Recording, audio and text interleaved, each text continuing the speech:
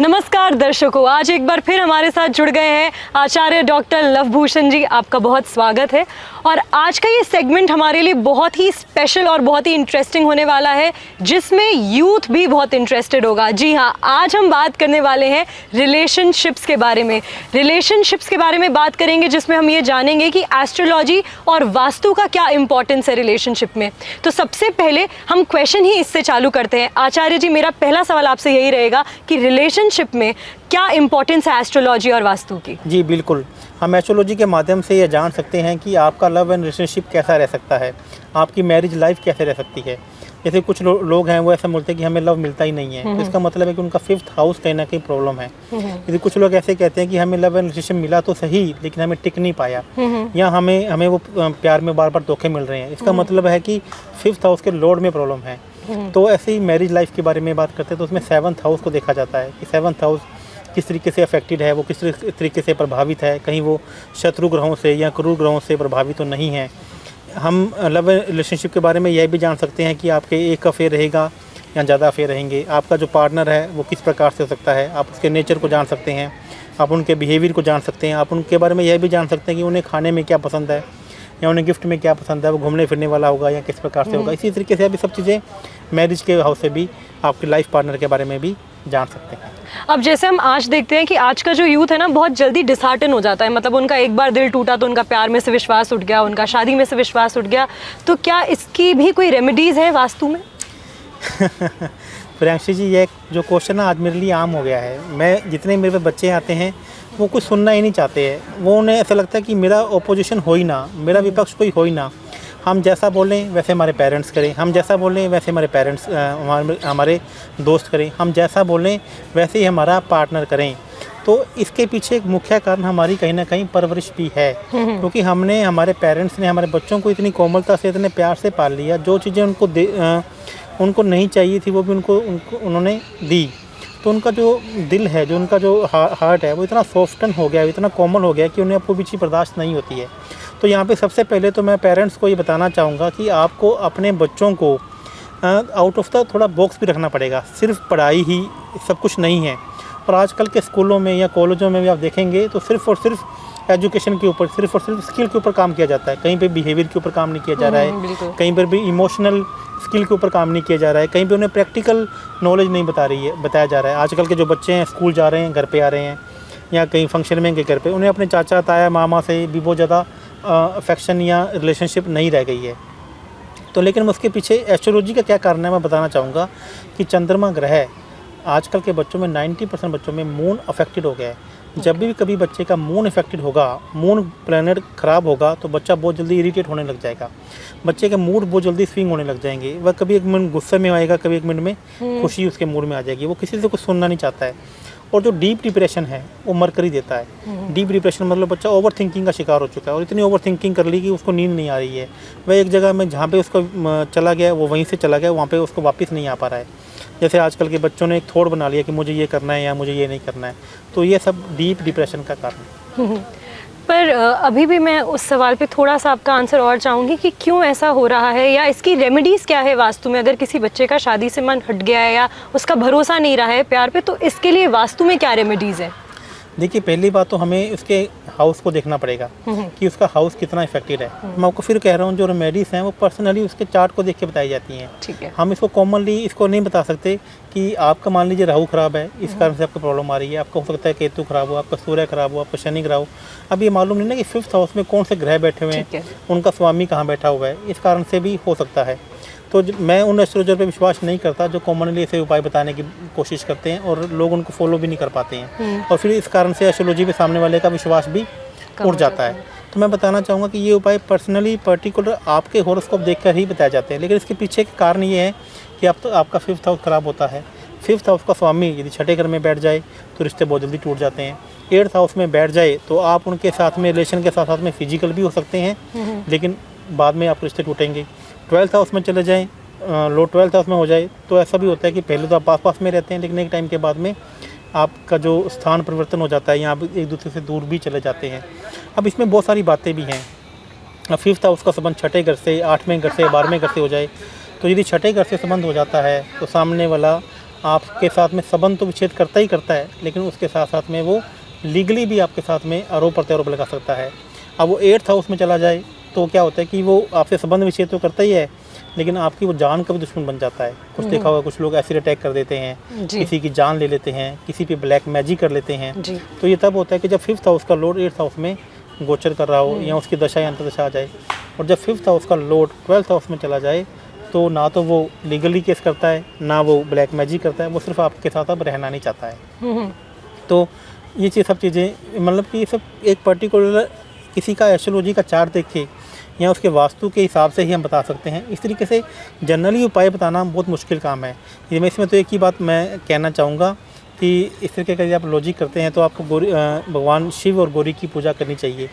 ऐसे देवी देवताओं की पूजा करनी चाहिए जिनका नाम संबंधों के साथ में देखा जाता है। यहाँ पे सीता और राम जी की पूजा मैं लोगों को थोड़ा सा ना करने के लिए मना करूँगा, क्योंकि उनको संबंध विच्छेद के रूप में देखा जाता है। ये एक ऐसी जोड़ी है जहाँ पे जोड़ी तो रही, लेकिन उनको आपस में शादी का सुख नहीं भोगा है। तो आप उनकी बजाय राधा कृष्ण जी को पूजा कीजिए, या ऐसी देवी देवता और भी हमारे हैं जो उसके पर्टिकुलर हॉरोस्कोप को देखे बताए जाते हैं कि आपको किस देवी देवता की पूजा करनी चाहिए।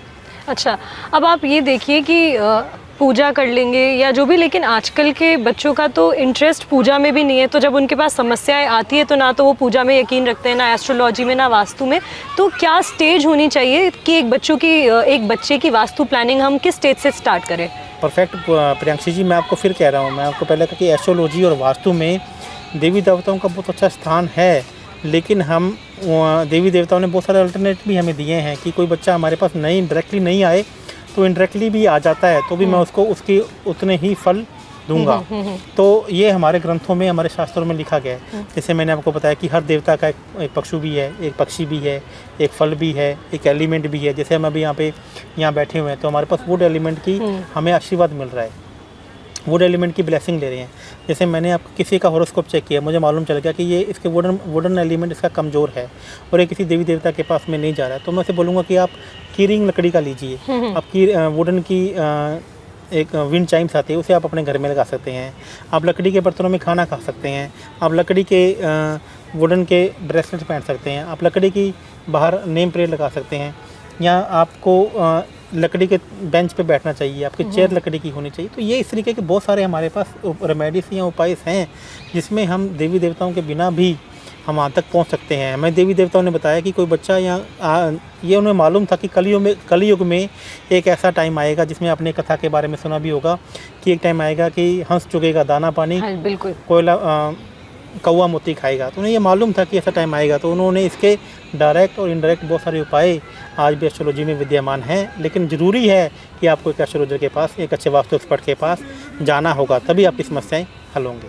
अच्छा, आगे बढ़ते हैं और हम बात करते हैं कि आजकल आपने नोटिस किया होगा कि हस्बैंड वाइफ्स जो है उनका रिलेशन बहुत स्ट्रॉन्ग नहीं हो पा रहा है, डिवोर्स बहुत ज़्यादा है, डिवोर्स रेट आज की दुनिया में बहुत ज़्यादा बढ़ गए हैं। देखिए, मैं फिर कह रहा हूँ कि 7th हाउस का लॉर्ड यदि पीड़ित होता है तो आदमी डाइवोर्स की कंडीशन में बढ़ जाता है। और इसके पीछे का एक मेन कारण ये भी है कि हम आजकल जो खाना है वो घर पर ना खाकर बाहर खाते हैं। आपने पुराने टाइम में देखा होगा, पुराने टाइम में क्या होता था कि हम घर पे खाना खाते थे और शौच करने के लिए बाहर जाते थे। लेकिन आज क्या हो रहा है कि हम बाहर खाना खाते हैं और सिर्फ शौच करने के लिए ही घर पर आते हैं। तो इसका मतलब जो खाना बाहर होटलों में, रेस्टोरेंट में बन रहा है, वहाँ मालूम नहीं, पता नहीं किस एनर्जी से बन रहा है, किस चीज़ों से बन रहा है। तो वो भी कहीं ना कहीं हमारी एनर्जी को प्रभावित करते हैं। लेकिन उसके साथ साथ हमारा वास्तु भी और हमारी एस्ट्रोलॉजी भी इनमें इसका एक बहुत बड़ा कारण है। एस्ट्रोलॉजी में 3 जोन ऐसे बताए गए हैं जो डिस्पोजेबल जोन हैं। यदि उन जोनों में आप सो लेते हैं तो आपके रिलेशनशिप अच्छे होने के बजाय ख़राब होने लगते हैं। इसमें 2-3 जोन ऐसे भी हैं जो प्योर जोन हैं, जैसे ईस्ट जोन, नॉर्थ हो गया और नॉर्थ ईस्ट हो गया। यहाँ पे हम कोई भी सेक्सुअल एक्टिविटी नहीं कर सकते हैं। इस तरीके से बाकी के 6 जोन हैं, उनमें से भी 3 जोन ऐसे हैं जिनमें आप सेक्सुअल एक्टिविटी कर सकते हैं, लेकिन वहाँ पे आप रहेंगे तो आपके रिलेशनशिप आपस में ज़्यादा अच्छे नहीं रहेंगे। तो अभी लोग अक्सर मैं बता रहा हूँ कि वास्तु को और एस्ट्रोलॉजी को लोग बहुत हल्के में लेते हैं। इनकी कहीं भी प्रायोरिटीज़ में नहीं है, ये इनको लास्ट प्रायोरिटी देखते हैं। ये सोशल मीडिया पे या हम लोग उनको देखते हैं कि इनके यहाँ से उपाय देख के हम क्या पता हमें कुछ ठीक हो जाए। तो मैं बताना चाहूँगा कि जितने भी रेमेडियस वास्तु के एस्ट्रोलॉजी के होते हैं, ये पर्सनली पर्टिकुलर व्यक्ति को देखकर ही बताए जाते हैं और उन्हीं के अकॉर्डिंग मैंने आपको बताया कि वास्तु भी जन्म तिथि से होता है, एस्ट्रोलॉजी भी जन्म तिथि से होती है और उसके उपाय भी आपको उसी वक्त बताए जाते हैं। कुछ चीज़ें हैं आपको मंदिर में देनी है, कुछ चीज़ें आपको दान करनी है, कुछ चीज़ें आपको पानी में तैरानी है। अब पानी में तैराना भी, इसका भी एक दो तरीके हैं। पानी में आपको चीज़ें कुछ ऐसी तैरानी होती हैं और कुछ चीज़ें आपको इस तरीके से फेंकनी होती हैं। यदि आपको किसी ग्रह के अच्छे फल लेने हैं तो आपको चीज़ें ऐसे तैरानी पड़ती हैं, और किसी चीज़ों के बुरे प्रभाव को कम करना है तो आपको आपके ऊपर के कंधों से आपको फेंकनी होती है। तो ये एक बहुत बड़ा एक चीज़ें हैं, हर को काम करने का नियम है। जैसे सूर्य को जल देने का नियम है कि सूर्य को जल आपको तभी देना है जब आप नेक्ड आई से सूर्य को देख सकते हो। सूर्य का आपका मान सम्मान का कारक है, सूर्य आपको समाज में मान सम्मान देता है, इज्जत देता है। तो इस तरीके से ये जो चीज़ें हैं, एस्ट्रोलॉजिकल चीज़ें आपकी लाइफ में, आपको रिलेशनशिप में बहुत ज़्यादा प्रभावित करती हैं। तो 7th हाउस में 2 से शत्रु ग्रह बैठे हुए हैं, यदि हमें उनको मनाना है, किस तरीके से मनाना है, ये एस्ट्रोलॉजिकल उपाय लाइफ में 100% काम करते हैं। मैं अपने 20 साल के एक्सपीरियंस से बता रहा हूँ कि 10,000 से ज़्यादा मैंने एस्ट्रोलॉजी पर चार्ट पे काम किया है। आज जो भी लोगों ने मेरे को अच्छे से फॉलो किया, मैं अपनी मैरिजल लाइफ बहुत अच्छे से व्यतीत कर रही हैं। अब आज का यूथ है ना, रिलेशनशिप्स में बहुत ज़्यादा इंडल्ज्ड है, और शादियां तो हमारे पास हैं ही। तो अब आप कह रहे हैं कि दोनों के हाउसेस जो है डिफरेंट है, एक 5th हाउस है, एक 7th हाउस है। तो क्या प्रॉब्लम्स आने पर या फिर रिलेशनशिप और मैरिज को इफेक्टिव बनाने पर दोनों की ही रेमेडीज़ वास्तु के अकॉर्डिंग अलग अलग होंगी? बिल्कुल, आपने सही कहा। मैं आपको बताता हूँ कि 5th हाउस का लॉर्ड 7th हाउस से हो जाए तो इसमें लव मैरिज होने के योग बनते हैं। यदि 5th हाउस का लॉर्ड यहाँ आपस में कनेक्शन नहीं, 7th हाउस के साथ कनेक्शन नहीं बनता, तो जहाँ तक प्यार तो करता है लेकिन लव मैरिज होना पॉसिबल नहीं है। तो अब ये बात आ गया कि आजकल के जो युवा हैं वो लव में भी इतने ज़्यादा लिव इन रिलेशनशिप में भी रहने लग जाते हैं। तो उसके क्या योग हैं? तो उसका योग ये है कि जब 5th हाउस का संबंध 8वें घर से और 12th हाउस से हो जाता है तो जहाँ तक लिव इन रिलेशनशिप में रहने लग जाता है। अब लिव इन रिलेशनशिप में रहने लग गया, ओपन रिलेशनशिप में रहने लग गया, तो क्या उसके बाद भी उसकी शादी होगी या नहीं होगी? तो उसके लिए ज़रूरी है कि उसका संबंध 7th हाउस से भी बने। यदि उसका संबंध 7th हाउस से नहीं बनता तो इसका मतलब वो सिर्फ प्यार करेगा, लिव इन रिलेशनशिप में रहेगा, उसकी शादी नहीं होगी। अब तीसरा क्वेश्चन ये आता है कि वो लिव इन रिलेशनशिप में रहता है लेकिन कुछ समय के बाद में उसका ब्रेकअप हो जाता है। तो इसका मतलब है कि उसका संबंध 7th हाउस से ना बनकर 6th हाउस से बन जाता है। जो 6th हाउस है वो रिलेशनशिप को ब्रेक करने का है। तो ये योग हैं, ये चीज़ें हैं। इसमें हम आपको ये भी बता सकते हैं कि आपकी लाइफ में कम से कम कितने अफेयर रह सकते हैं। अफेयर सीरियस वाले जो 1 टाइम है उसमें वो काउंट नहीं होंगे। और आपकी शादी में आप एक ही साथ में रहेंगे या आपको शादी में भी एक्स्ट्रा मैटरनल अफेयर हो सकते नहीं हो सकते। आपके सामने वाले पार्टनर का बिहेवियर कैसा होगा, उसकी नेचर कैसी होगी, वो आपके साथ किस तरीके से रिलेशनशिप में रहेगा। तो ये सब कुछ हम एस्ट्रोलॉजी और वास्तु के माध्यम से जान सकते हैं। और एस्ट्रोलॉजी और वास्तु के माध्यम से हम प्रकृति की मदद से, प्लैनेट्स की मदद से हम अपने संबंधों को और बेहतर से बेहतरीन भी बना सकते हैं।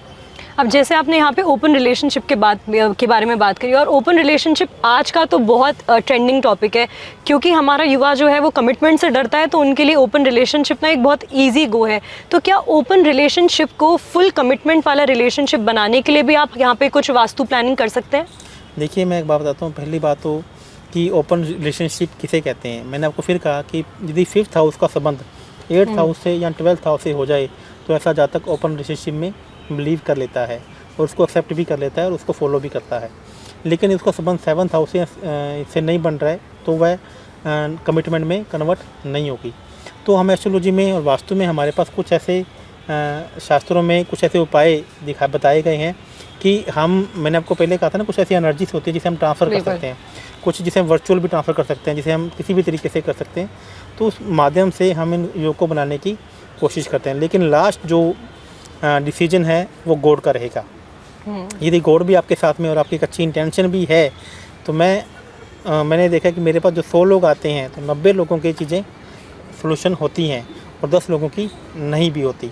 तो ये बिलीव करता है कि उनका बिलीफ सिस्टम कितना है, उनका इंटेंशन कितनी अच्छी है। यदि आपकी अच्छी इंटेंशन है, अच्छा आपका अच्छा बिलीफ सिस्टम है, तो भगवान आपकी सुनता है, इसमें कोई दो राय नहीं है। आज के टाइम पे ना एक वर्ड यूज़ हो रहा है क्रश, कि हमारे बहुत क्रश बन जाते हैं, यानी वो लोग जिन्हें हम बहुत ज़्यादा पसंद करने लगते हैं, लेकिन ज़रूरी नहीं है कि वहाँ से हमारी तरफ सेम अट्रैक्शन हो। तो क्या वास्तु प्लानिंग से हम उन लोगों को जिन्हें हम पसंद करते हैं अपनी तरफ अट्रैक्ट कर सकते हैं? बिल्कुल कर सकते हैं। देखिए, ये एक अलग तरीके की विद्या है। इसमें इसमें एस्ट्रोलॉजिकल का ना यूज होकर ये यंत्र मंत्र तंत्र के द्वारा की जाती है। लेकिन मैं आपको युवाओं को ये बताना चाहूँगा कि जो क्रश वर्ड है या जिसे आप सामने वालों को अपनी तरफ आकर्षित करना चाहते हैं, उसमें आपकी इंटेंशन गलत नहीं होनी चाहिए, उसमें आपकी जो प्लानिंग है वो गलत नहीं होनी चाहिए। यदि वो लड़का है कि वो लड़की को इसलिए अपनी तरफ आकर्षित करना चाहता है कि मुझे इसके साथ में किसी न किसी प्रकार से संबंध बनाने हैं, तो वो कहीं ना कहीं आपके ऊपर ही वापस से अटैक करेगा। यदि आपकी इंटेंशन अच्छी है और आप एक अच्छी प्लानिंग के साथ उनके साथ समय व्यतीत करना चाहते हैं और सामने वाला भी सिंगल है, यहाँ पे ये भी देखना जरूरी है कि सामने वाला भी सिंगल है। ऐसा नहीं हो कि वो पहले ही किसी के साथ में उनकी दोस्ती है या रिलेशनशिप में है, तब ऐसा नहीं करना चाहिए। हाँ, एस्ट्रोलॉजी में और वास्तु में ऐसी कुछ चीज़ें हैं जिसमें हम सामने वाले को अपनी तरफ आकर्षित कर सकते हैं। ऐसे कोई उपाय हमें शास्त्रों में बताए गए हैं। अब शादी के बाद कई बार ये होता है कि आप डिवोर्स भी नहीं लेना चाह रहे हैं, लेकिन आपकी इंसान के साथ बन भी नहीं है, आपके बेटर हाफ के साथ आपकी बन भी बिल्कुल नहीं रही है, तो इस केस में क्या करना चाहिए? देखिए, इस केस में तो फिर मैं आपको बता रहा हूँ कि यदि आप एक ऐसे जोन में रह रहे हैं जहाँ पे अलगाव होता है, अलगाव होगा तो आपस में रिलेशनशिप मेंटेन हो ही नहीं पाएगी। हमारे वास्तु में या एस्ट्रोलॉजी में या नंबर्स में ऐसी चीज़ें हैं जो कुछ लगाव के नंबर भी हैं, कुछ अलगाव के नंबर भी हैं। मैं इसको आपको एक एग्जांपल से बताना चाहूँगा। जिस प्रकार से प्रियांशी जी, आपकी भी जनरल लाइफ में दोस्त भी होंगे और दुश्मन भी होंगे, वैसे भी ग्रहों के भी, एलिमेंट्स के भी, नंबर्स के भी आपस में शत्रु और ग्रह होते हैं। कभी कभी हम ऐसे लोगों से मैरिज कर लेते हैं जो हमारा शत्रु नंबर है। जैसे मान लीजिए कि आपकी डेट ऑफ बर्थ 8 है और सामने वाले की 1 है, तो ना चाहते हुए भी आपके अंदर ओपिनियन डिफरेंसेस क्रिएट हो जाते हैं, क्योंकि ये जो नंबर्स हैं यही आपस में दुश्मन नंबर्स हैं। जब ये आपस में मिलते हैं तो कहीं ना कहीं कंट्रोवर्सी क्रिएट कर ही देते हैं। इसी प्रकार से ये तो एक छोटा सा एग्जांपल है। ऐसे बहुत सारी, जैसे मान लीजिए मेरी राशि मेष है और आपकी राशि शनि की राशि है, मकर या कुंभ की राशि है, तो भी मेरे अंदर कहीं ना कहीं आपके दोनों के बीच में वो क्लैश हो ही जाएंगे। तो ये इसको हम मैच मेकिंग के रूप से भी देखते हैं। तो मैच मेकिंग में ये सब आजकल जो गुण मिलान होता है, गुण मिलान से कहीं ना कहीं ज़्यादा हम मन मिलान देखते हैं कि उन दोनों का आपस में मन मिलान होता है कि नहीं हो रहा है। मन मिलान चंद्र से देखा जाता है कि चंद्रमा का जो नक्षत्र लोड है वो एक दूसरे के फेवर प्लैनेट में बैठा हुआ है, तो हम उसका मन को मिलान चेक कर सकते हैं। अब क्वेश्चन ये आता है कि लोगों की शादियां हो गई हैं, मन नहीं मिल रहे हैं, तो क्या ऐसा पॉसिबल है? तो हाँ, यह भी पॉसिबल है। जैसे मैंने आपको बताया कि किसी बंदे का हार्ट का ऑपरेशन है, वो हार्ट को चेंज भी कर रहा है या उसके जो स्टंट भी डल जा रहे हैं, तो आप इसको सेम एस्ट्रोलॉजी के उपाय को आप मेडिकल उपाय की तरह ही ट्रीट कीजिए। जिस तरीके से मेडिकल में दवाओं से ही ऑपरेशन से ट्रीटमेंट हो जाता है, उसी तरीके से एस्ट्रोलॉजी में भी किसी भी समस्या का हल हम उसके चार्ट को देखें और उसके वास्तु के एनालिसिस को करके देख के कर सकते हैं। अब आज का युवा क्या है, इतना ज़्यादा बिलीव कर नहीं रहा है एस्ट्रोलॉजी में, तो कई बार शादी करने से पहले भी अगर उन दोनों में प्यार है, अगर लव मैरिज है, तो अवॉइड ही करते हैं जन्म पत्री या कुंडलियों को मिलाना और ऐसे ही शादी कर लेते हैं। फिर उसके आफ्टर इफेक्ट्स तो कई बार देखे भी गए हैं। तो क्या शादी के बाद भी ये जो वास्तु प्लानिंग है, ये रेमेडी में लेकर आ सकते हैं हम कि उनका जो ये लव अफेयर था जो शादी के बाद इतना डिस्ट्रॉय हो गया, वो वापस सही हो जाए? बिल्कुल ले सकते हैं। मैंने आपको अभी बताया कि जिस तरीके से आपके पास कोई समस्या आ जाती है, आप डॉक्टर के पास जाते हैं, आप डॉक्टर आपको उसका ट्रीटमेंट बताता है, उसी प्रकार से एस्ट्रोलॉजी में मैं आपको बताऊं कि पहले से ही इसको आपको कोचिंग के रूप में गाइडेंस के ऊपर लेना चाहिए। लेकिन ठीक है, लकीली या अनलकीली आप किसी के एस्ट्रोलॉजी के पास नहीं गए या आप किसी अच्छे बंदे से नहीं मिले और अब आपके पास समस्या आ रही है, तो इस समस्या का हल अभी भी हो सकता है। लेकिन मैं फिर आपको बताऊँगा कि लास्ट जो डिसीजन होगा वो ऊपर वाले का ही होगा।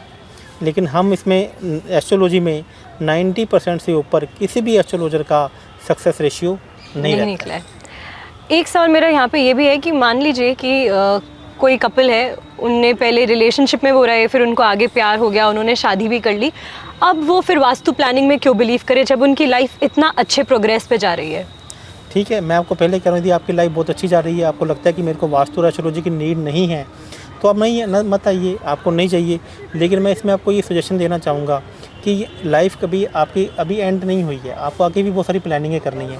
आप चाहें तो आप इसको अपनी लाइफ में एक अच्छी फ्यूचर प्लानिंग में यूज कर सकते हैं। अब देखिए, आपके अंदर रिलेशनशिप बहुत अच्छी है, आपके अंदर हस्बैंड में वाइफ में बहुत अच्छा प्यार है, अंडरस्टैंडिंग भी, लेकिन बच्चे नहीं हो रहे हैं, बच्चे आपका कहना नहीं मान रहे हैं, बच्चे आपकी बात नहीं सुन रहे हैं। ऐसे भी आजकल मैंने अपनी लाइफ में देखा है कि आपके बच्चे शादी के रिश्ते भी आ रहे हैं, लेकिन बच्चे शादी करने के लिए रेडी नहीं हो रहे हैं। तो क्या करेंगे? आपके पास खूब सारा पैसा है, धन है, दौलत है, एक बच्चा है, एक बच्ची है, बच्ची की शादी कर दी, बच्चा नहीं शादी के लिए मान रहा, बेटों की शादी कर दी, बेटी शादी के लिए नहीं मान रही है, तो उस कारण से घरों में क्लेश होते हैं, घरों में बहुत सारी प्रॉब्लम्स आ रही हैं। तो मैं बताता हूँ कि एस्ट्रोलॉजी के माध्यम से और वास्तु के माध्यम से भी हम इन समस्याओं को हल कर सकते हैं। जो बच्चा शादी करने के लिए रेडी नहीं हो रहा है, हम उससे के बच्चे के माइंड को डाइवर्ट करा सकते हैं, उनकी जगह परिवर्तन करा के। हो सकता है कि वो ऐसे देवता के पास या ऐसी जगह पर जाके सो रहा हो जिस देवता का शादी में रुझान ही नहीं था। आपने देखा बहुत सारे देवी देवता ऐसे हैं जिन्होंने कभी शादी नहीं की है। आपने देखा कि आप ऐसे भगवान देवी देवता को मान रहे हैं जिनकी कभी शादी लाइफ में उन्होंने अपने वाइफ को या अपने बच्चों को कभी प्रायोरिटी नहीं दी है। तो ये वास्तु में और एस्ट्रोलॉजी में बहुत सारी चीज़ें हैं। मैं आपको बताना चाहूँगा कि आपने अभी देवताओं के बारे में तो सुना होगा, क्या आपने दानवों के बारे में सुना है? बिल्कुल।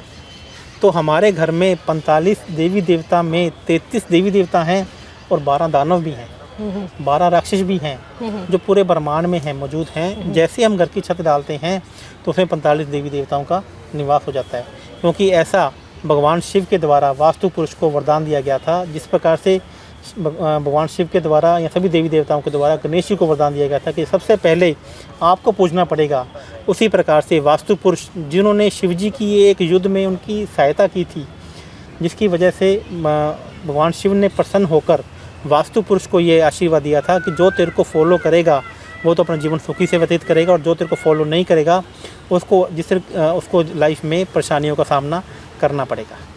अब सर ये भी देखा गया है कि आजकल का जो युवा है, अगर उनका ब्रेकअप हो गया है, उनका दिल टूट गया, तो फिर वो खुद से उनको ओवरकम करने की कोशिश नहीं करते। वो बहुत इजी वेट्स देखते हैं, जैसे कि बहुत जल्दी फिजिकल इंटीमेसी में इंडल्ज हो जाना किसी के साथ भी, फिर उनको कोई ये फ़र्क भी नहीं पड़ता है। तो क्या ये जो माइंडसेट है आज का, ये भी हम वास्तु विद्या से और एस्ट्रोलॉजी से चेंज कर सकते हैं? बिल्कुल कर सकते हैं। देखिए मैं आपको एक बात बताता हूँ, जैसे कुछ लोगों का जो आज का जो बच्चों का जो मन है ना, बहुत कमज़ोर हो गया है। कमज़ोर होने का क्या कारण है, मैंने आपको बताया था कि चंद्रमा और मरकरी, मून और मरकरी दो ऐसे प्लैनेट हैं जो बड़े सॉफ्ट प्लैनेट हैं, जो इंटरनल प्लैनेट हैं। इसके साथ में वीनस भी एक ऐसा प्लैनेट है जो इंटरनल प्लैनेट है। पहले मैं आपको इंटरनल प्लैनेट के बारे में बताना चाहूँगा कि ये क्या होते हैं। सूर्य और पृथ्वी के बीच में जो भी ग्रह आते हैं उन्हें हम इंटरनल प्लैनेट कहते हैं। बुध, मरकरी और वीनस दो ऐसे प्लैनेट हैं जो सूर्य और पृथ्वी के बीच में आते हैं, और जो सूर्य और पृथ्वी के बीच में नहीं आते उन्हें हम एक्सटर्नल प्लैनेट कहते हैं, जैसे गुरु, मंगल और शनि। ये हमारे आउटर बॉडी को देखते हैं, हमारे आउटर परिवार को देखते हैं। लेकिन जो ये सब प्रॉब्लम आती हैं ये बुध, शुक्र और चंद्रमा के कारण आती हैं। यही हमारे मन के कारक हैं और यही हमें सबसे ज़्यादा परेशानी देते हैं।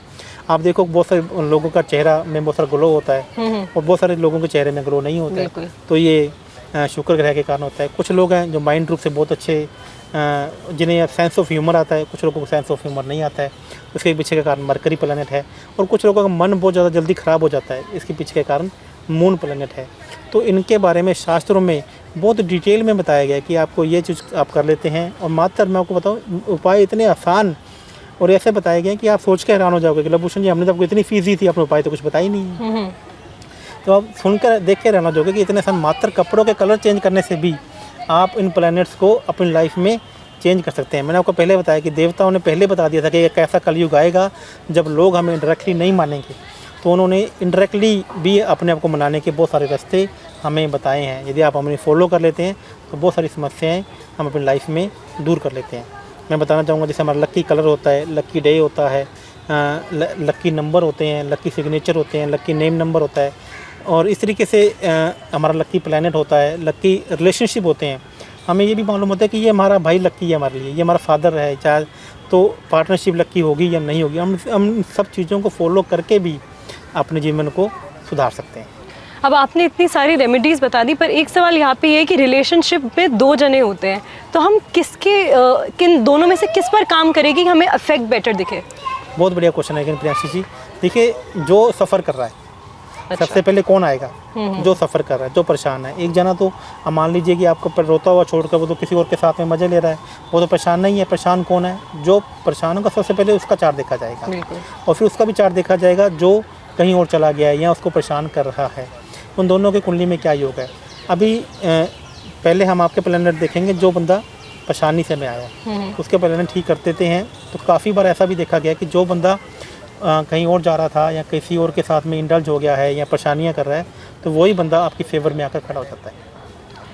पर सर ये है कि उस सबसे भी इम्पोर्टेंट ये है कि हम कैसे बिलीव कराएं आज के यूथ को कि एस्ट्रोलॉजी में इतनी ताकत है आज भी कि आपकी समस्याओं का सारा समाधान आपको यहाँ पे वास्तु और एस्ट्रोलॉजी से मैं मिल आपके जाएगा। माध्यम से इस बात का आंसर देना चाहूँगा कि कोई भी जातक मेरे से बात करता है और वो इस तरीके से प्रभावित या मेरे से सेटिस्फाई नहीं होता है तो मैं उसका 100% पैसा रिफ़ंड कर दूँगा।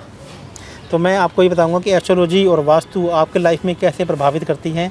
आप मेरे साथ एक आधे घंटे का 15 मिनट का एक सेशन कीजिए और आप जानेंगे कि एस्ट्रोलॉजी क्या है। मैं आपके एस्ट्रोलॉजी से, आपके चार्ट से आपको देखकर ये बता सकता हूँ कि आप किस तरीके का खाना खाते होंगे, आप किस प्रकार के घर में रहते होंगे, आपका घर कॉर्नर का होगा या नीचे वाला होगा, बिना कॉर्नर का होगा, आप मल्टीपल बिल्डिंग में रहते हैं या फिर सिंपल रहते हैं, आपको आप डॉग लवर हैं या नहीं हैं, आपके लिए कौन सा फूड या आपके मम्मी से, पेरेंट्स से में मदर से ज़्यादा बनती है या फादर से ज़्यादा बनती है, आपका नेचर क्या है, आपकी स्ट्रेंथ क्या है, आपकी कमियां क्या है। मैं आपको इस बात पे फोकस करूंगा कि आपको अपनी वीकनेस को कम करना चाहिए और स्ट्रेंथ को बढ़ाना चाहिए ताकि आप अपने जीवन को बेहतर से बेहतरीन बना सकें। आप 15 मिनट का सेशन या आधे घंटे का सेशन में सब बुक कीजिए। यदि आपको कहीं पे भी 1% लगा कि ये पैसे मेरे लिए अच्छे नहीं हैं, ये पैसे व्यर्थ हो गए, तो आप अपने पैसे को एक क्लिक के माध्यम से रिफ़ंड ले सकते हैं। अब इससे पहले वाली वीडियोस में हमने काफ़ी बात करी थी वास्तु के बारे में कि कितने तरीके के वास्तु होते हैं, जिसमें आपने हमें बताया था कि एक रेजिडेंशियल वास्तु होता है। तो क्या ये रेजिडेंशियल वास्तु हमारी लव लाइफ या मैरिड लाइफ में भी इंपॉर्टेंट रोल प्ले करता है? बिल्कुल प्ले करता है। वास्तु का तो रिलेशनशिप में सबसे बड़ा कार्य की रिलेशनशिप है। आज का जो कलयुग है, आपको मालूम है ये किसके द्वारा रूल किया जा रहा है? ये राहु प्लैनेट के द्वारा रूल किया जा रहा है। और हमारी जो साउथ वाइज दिशा है, साउथ वाइज दिशा भी राहु के द्वारा रूल की जा रही है, जो रिलेशनशिप की दिशा है, जो आपके रिलेशनशिप को मजबूत बनाती है या आपके रिलेशनशिप को कमज़ोर बनाती है। और आज जो आप देखो, सब लोगों को काला काला पसंद है, सब लोगों को दिन की बजाय नाइट में काम करना पसंद है, सब लोगों को धुआं चल रहा है, सब जगह पैसे उड़ रहे हैं, सिगरेट पी जा रही है या शराब पी जा रही है या सब कुछ। ये सब चीज़ें कौन है? ये सब राहु ही तो है। तो मैं बताना चाहूँगा कि दोस्तों, राहु आपका शत्रु नहीं है, राहु आपका मित्र है। यदि आपकी राहु की दशा चल रही है तो लोग एस्ट्रोलॉजर डरा देते हैं कि राहु की दशा चलने वाली है। तो दोस्तों, कहीं गलती से भी आप अपने राहु के दान ना कर देना। कि हो सकता है कि ये राहु आपको बहुत अच्छा फल देने वाला था, तो यही राहु आपका ख़राब कर लिया है। तो एक एस्ट्रोलॉजी के माध्यम से हम जान सकते हैं कि हमें कौन सा ग्रह हमारा शत्रु है और कौन सा ग्रह हमारा मित्र है। जो मित्र ग्रह है उसकी पूजा की जाती है और जो शत्रु ग्रह उसके दान दिए जाते हैं। अब मान लीजिए सर कि कोई एक कपल है जो आपके पास आके आपको बोलते हैं कि सर हम प्यार तो एक दूसरे से बहुत करते हैं, लेकिन आप बोलते हो कि आप में तो शादी का योग नहीं है। तो क्या ऐसी कोई रेमेडीज़ हैं कि वो जो लव अफेयर है या वो जो लव लाइफ है उनकी वो एक मैरिड लाइफ में चेंज हो पाए? बिल्कुल योग हैं। इसमें भी एक प्रकार एक विशेष योग बनाया जाता है। जो दोनों की डेट ऑफ बर्थ को देख के, एक्चुअल में जो 7th हाउस है, आज एक नई टेक्निक आई है जिसे हम बोलते हैं टैटू टेक्निक और प्लैनेट रिप्लेसमेंट टेक्निक, जिसमें जैसे आपने देखो जॉइंट रिप्लेसमेंट होते हैं, इसमें प्लैनेट रिप्लेसमेंट टेक्निक आई है, जिसमें जिस प्रकार की दशा चल रही होती है, यदि वो दशा आपकी स्पॉट में नहीं है तो उनको उस हाउस में बिठाया जाता है जिससे आपको फल चाहिए। जैसे मान लीजिए आपने बोला कि मुझे शादी करनी है, मुझे शादी में सपोर्ट नहीं मिल रही है, तो जो दशा चल रही है और वो आपकी शादी में सपोर्ट या प्रॉमिस नहीं कर रहा है, तो यदि उस हाउस के नक्षत्र लॉर्ड को या सब लॉर्ड को आपके 7th हाउस में प्लेस कर दिया जाए तो आपकी शादी के योग उस पर्टिकुलर बंदे के साथ में बन सकते हैं। कितना लंबा हुआ भाई, बहुत सारे क्वेश्चंस पूछे हैं मैंने। हाँ ठीक है।